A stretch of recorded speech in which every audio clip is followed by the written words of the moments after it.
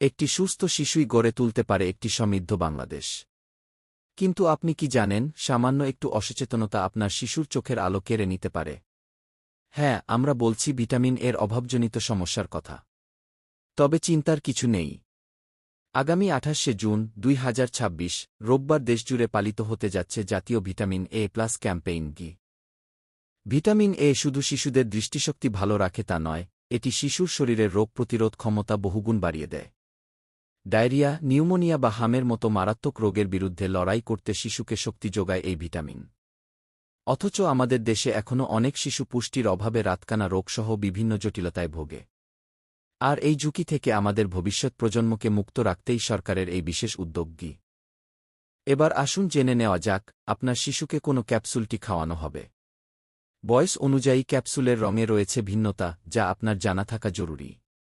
6 মাস থেকে 11 মাস বয়সী শিশুদের জন্য, আপনার শিশুর বয়স যদি 6 থেকে 11 মাস হয়ে থাকে, তবে তাকে খাওয়ানো হবে একটি উচ্চ ক্ষমতাসম্পন্ন নীল রঙের ভিটামিন এ ক্যাপসুল।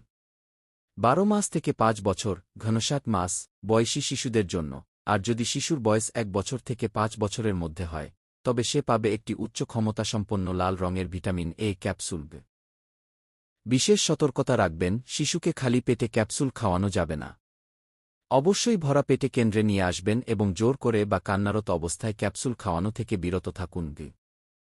আগামী 28শে জুন সকল স্থায়ী অস্থায়ী টিকা কেন্দ্র এবং কমিউনিটি ক্লিনিক, ভ্রাম্যমাণ বাস টার্মিনাল, রেল স্টেশন ও লঞ্চঘাটে এই ক্যাপসুল বিনামূল্যে খাওয়ানো হবে।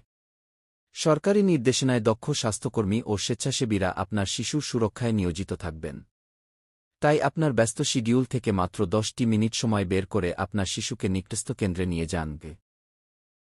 একটি ক্যাপসুল আপনার শিশুর অন্ধত্ব দূর করতে পারে। তাই এই ক্যাম্পেইন সফল করতে নিজে সচেতন হন এবং অন্য মা-বাবাকেও উৎসাহিত করুন। ভিডিওটি বেশি বেশি শেয়ার করে দেশের প্রতিটি প্রান্তে এই বার্তাটি পৌঁছে দিন। আজই ক্যালেন্ডারে মার্ক করে রাখুন 28শে জুন। দেখা হচ্ছে পরবর্তী ভিডিওতে। ধন্যবাদ।